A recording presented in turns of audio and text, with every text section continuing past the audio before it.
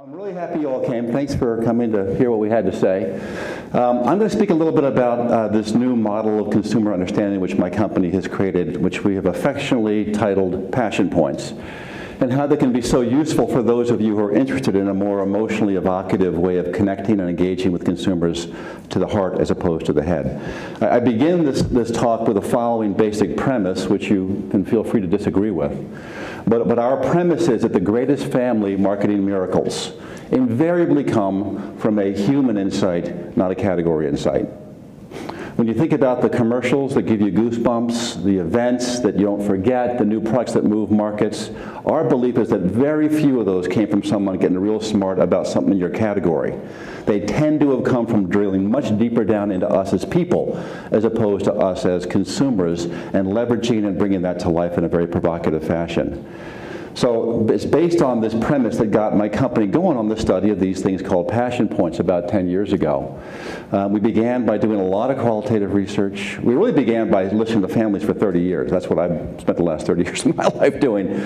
But we then sort of got very deeply into a bunch of qualitative research. We got some very smart behavioral scientists to help us think through this. We quantified these, we sized these. We now have them globally. We have done this in 10 countries around the world. And now we have this really neat model of the 14 dominant emotional truths that are at the center of what millennial families go to bed thinking about at nighttime and wake up thinking about in the morning. So we know what these passion points are, but we also have a nice sort of way to sort of think more about what these passion points really mean. I don't know how many of you all have had a chance to sort of see this metaphor of the elephant and the rider as a metaphor for your consumer. You know, think of this as the sum total of your consumer and the family, with the rider being the conscious, rational mind. That's the part that makes the logical, rational decisions. The elephant is the subconscious part of your consumer. That's where the emotional stuff goes on. I think that we as researchers tend to spend a lot of our time studying the rider, when in point of fact, that elephant is going to go off and do whatever it wants, whenever it wants to, and there's nothing in the world that the rider can do to stop it. And that's where the passion points live, and that's what we've been most interested in trying to understand and decode through this work on Millennial and Gen X family passion points. So as I mentioned a minute ago, we have a real good idea of what these 14 dominant truths are among modern families. I'm going to share a couple of these with you, and then I'll give you some ideas about how they can be used to create some really interesting and maybe more powerful consumer engagement mechanisms. But to begin with, at the bottom of the passion point sort of hierarchy for families, let's just sort of go down to keeping up to date and connected. You know, this is basically Facebook and LinkedIn and the other kind of social media sites. And this gets to one of those basic truths that I also sort of feel very strongly about, which is that the most powerful segmentation model in the world is not Gen X and millennials, and it's not Muslims and Christians, and not Republicans and Democrats. It's parents and non-parents. Because the second that somebody puts a baby in your arms in the hospital and says, "Congratulations, Mom," or "Dad," everything in your life changes. And the things that were of vital importance to you yesterday, like who just posted on my Instagram account, suddenly become completely irrelevant to you today. And the things that were irrelevant suddenly become very, very important. So these passion points get really deeply into that unique emotional landscape of families, and parents in particular, the largest consumer group by a factor of 2 in the world. And you begin to understand why things like keeping up to connected up to date become a lot less important. Just below or above that is politics. What's happening in Washington. Parents really don't care that much about the latest bill that's happening in the Congress down in Washington. They are much more interested in what's happening in my own backyard. Further up the list of passion points is healthy lifestyles. Now, this may be a surprise to some of you because we've all been sort of schooled and tutored to believe that millennials are the most health-conscious generation in history, that they are really concerned about the well-being of themselves and now of their kids. Well, you know what? That's not completely accurate. Is it important? Yes. Is it the most important thing? No. Number 6. There's 5 more things that are much, much more important to me than the physical well-being of myself and my kids. So what are the dominant passion points among millennial families? 2 things and 2 things only: my kids and my family. Kids and family, kids and family, kids and family. It's the education of my kids. It's family first, which is the desire to sort of hold on to and nurture and sanctify the things that make our family. It's defining characteristics of the Careys versus the Smiths. It's preparing my kids for success. And by that I mean beginning the process now of raising an employable kid when they're 21 or 18 years old. This kind of scares me a lot, quite honestly, that at the age of 7, we're already worried about our kids' employability. But man, I'm telling you, it's a big deal for millennial parents. And after that is playing and laughing. And the operative word in that one is together. Most families have sufficient time to have fun on their own. We got a phone which will produce any kind of diversion you could want at the drop of a hat. What we don't have is time to sort of spend these joyful moments together. So those are the 4 things that millennial moms and dads are most focused on. And I would argue that if you want to get a family's attention, a parent's attention, you're going to have to find a way to reframe your brand story around one of those 4 dominant passion points. Because after that, they just don't care that much. It's just not that important to them. So not only do we know what these passion points are, I think where it gets even more interesting is we know what these passion points mean. You might have thought to yourself, or be thinking to yourself, you know what, I kind of could have guessed, George, that education was pretty far up the list. That's, kind of stands to reason. But what you may not have realized is how millennial parents define education. What does a well-educated child look like? How do you measure that? And interestingly, it is only one part of that is about what happens in a school classroom. To a millennial parent, academics for sure are important, but I'll tell you what else is important. Life skills. Teaching my kid about hard work and grit and determination and giving back. Honestly, for most millennial parents, that's more important than what happens in the school classroom. After that, imagination and wonder. Most of these parents realize their kid will get nowhere in life without a creative, imaginative mind. And that isn't always fostered and nurtured in schools these days, for better or for worse. Another very important dimension of raising a well-educated kid is making sure your child is inner lit. And by that I mean a child who has the courage and the awareness to listen to the voice inside and do what it's telling them to do. And the reason this is so important, or one of the reasons this is so important to millennial parents today, is because the world has become a very dangerous place for children. Very risky. They are bombarded constantly by unhealthy messages from the internet, from their friends, from their media, which a parent can simply no longer control and filter. And because of that, it becomes very, very important that my kid can make these choices on their own when I'm not there. That they're inner lit, that they listen to the voice inside and can filter between what's right and what's wrong. And another dimension of education, the dominant passion point, is the recognition that most of those dimensions aren't taught in a school classroom.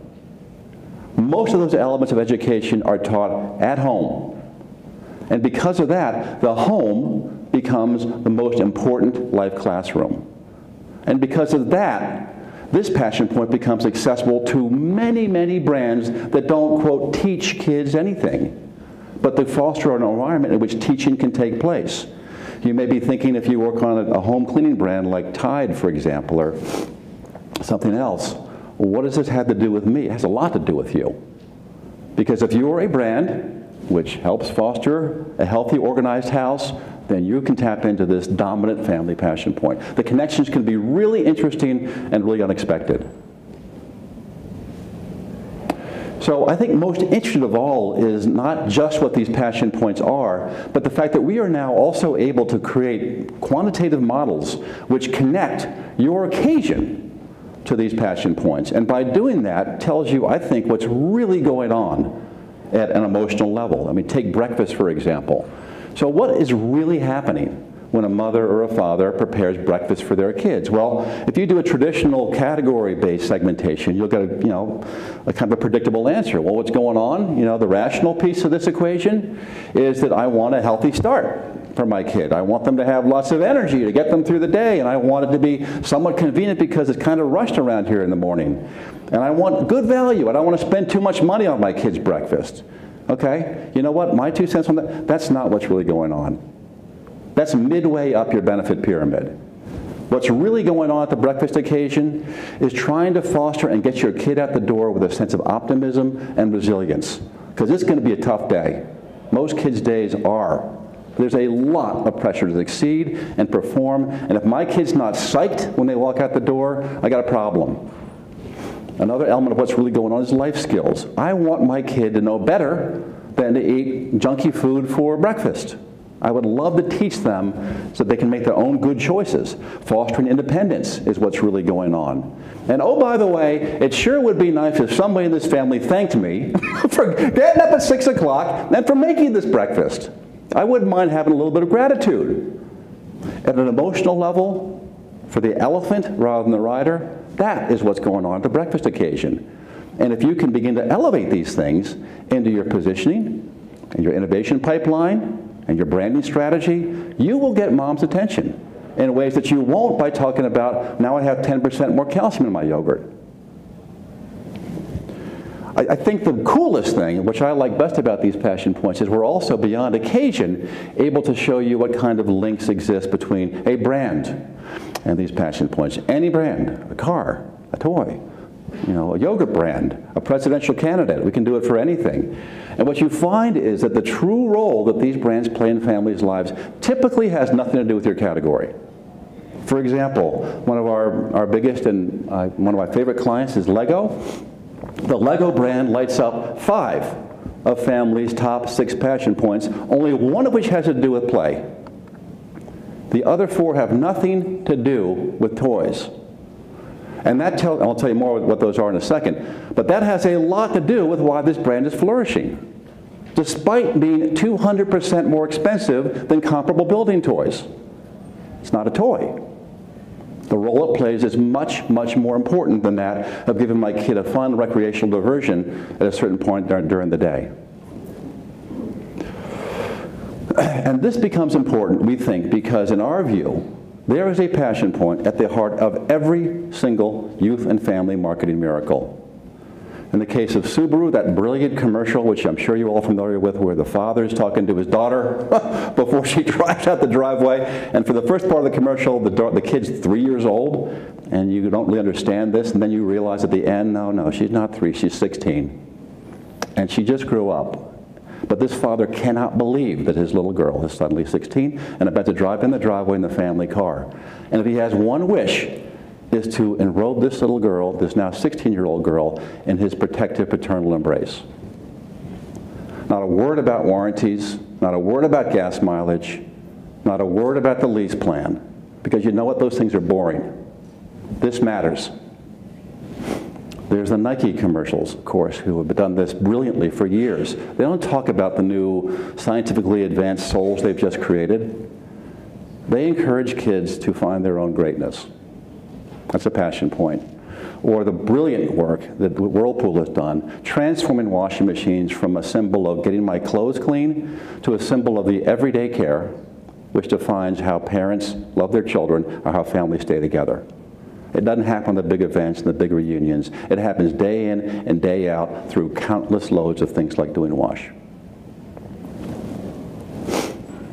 So if you'd like, I can give you a couple examples of how we've used this model to come to some really unexpected insights and truths about categories and brands, which will, I think, kind of change the way that you think about these categories and brands. Let me begin with a recent project we did for the Girl Scouts. The Girl Scouts is in a tough place right now. I mean, think about millennial moms and the Girl Scouts. How many of these moms are going to sign their daughter up to wear the brown skirt and the green tunic, and it's not exactly a modern tradition. So what are you going to do to be relevant to if you're the head of the Girl Scouts? Well, we did a segmentation for these guys, but rather than segment around behaviors, we segmented around passion points. We talked to these moms and said, listen, let's understand what your emotional truths are. And we were able to identify about 11 different of these segments as it relates to after-school activities for your daughter. We could identify about 11, 3 of which were all either open to or current users of the Girl Scouts. And they had very different emotional profiles. But there was 1 or 2, and one in particular passion point, that all 3 of these segments shared, an emotional truth that was common across every single one of these moms. And that emotional truth was teaching my daughter to take safe risks. Because what we discovered on further investigation was that many of these moms had not taken many risks, sufficient risks as girls and as young women, and they wished they had. And if there were ever a truth for today's girls, it's you're not going to be successful playing it safe, staying within inside the lines.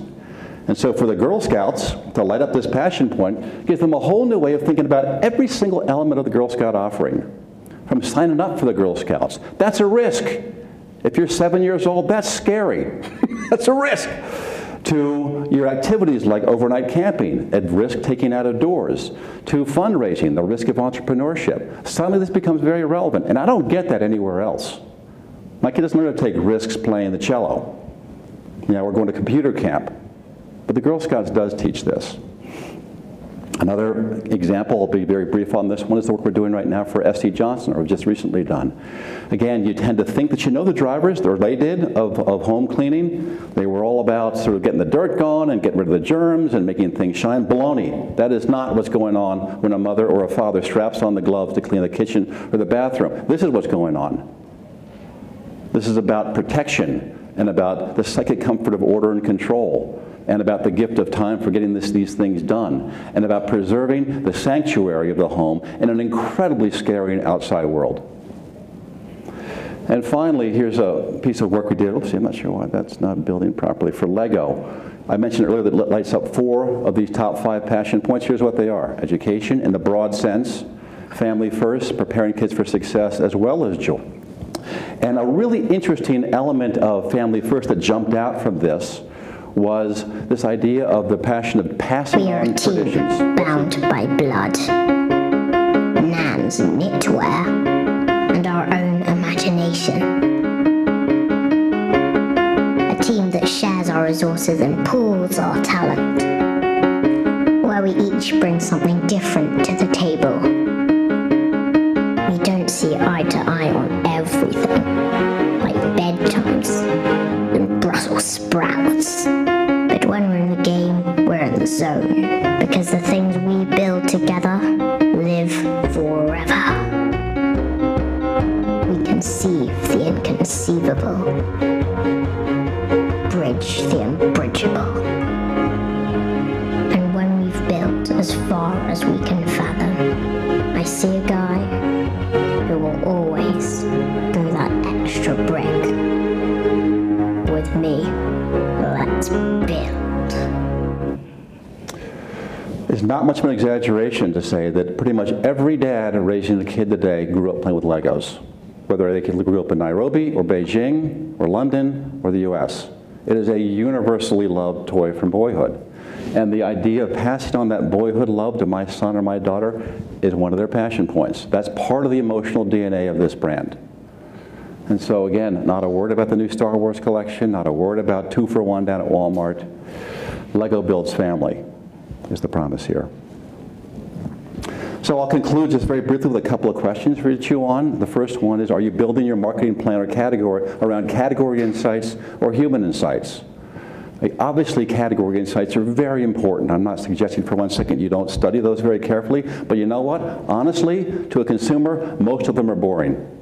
They just are. It doesn't matter to me that much that you have a detergent that has now 10% more whatever it is, compared to the things that I go to bed worried about and wake up thinking about. The second one is, do you know the real role that your brand plays in families' lives? We've done dozens of these kinds of connection studies in the last year, and every one of them produces a surprise. Walmart's dominant passion point connection has nothing to do with saving money. Ford Explorer's dominant passion point connection has nothing to do with transportation. Lego's dominant passion point connection has nothing to do with toys. It becomes really important, I think, to understand that, because that's how you get to another level of emotional engagement. And finally, are you marketing to the elephant or the rider as you create products and market your existing ones? My 2 cents is that the elephant's in charge, and the quicker that we can get into the elephant and make those connections to our brand, the more we can create engagement that speaks to the heart and not the head. Thanks a lot. I hope that was useful, and I'm happy to answer any questions you have.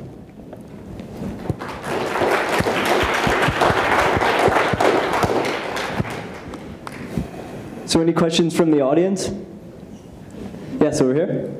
I can just yell, it's fine. So I'm kind of curious if you can speak at all to the extent to which, this is about millennial families, Yeah. from other generations, what's unique about this generation? Yeah, it's interesting. We've been doing this for 10 years. We have it for millennials and Gen X.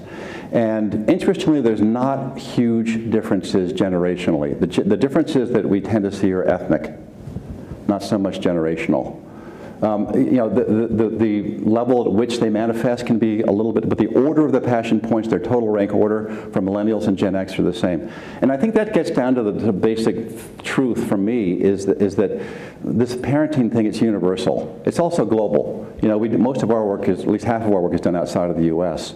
And honestly, if you go into focus groups or whatever you're doing around the world or having this kind of conversations, I just got back from a trip around the world on one of our clients, and 7 countries in 2 weeks, so a lot of air miles. But in the back room, I could close my eyes and listen to what these moms were saying. In this case, they were moms, had no idea what country I was in, because they were saying the exact same thing.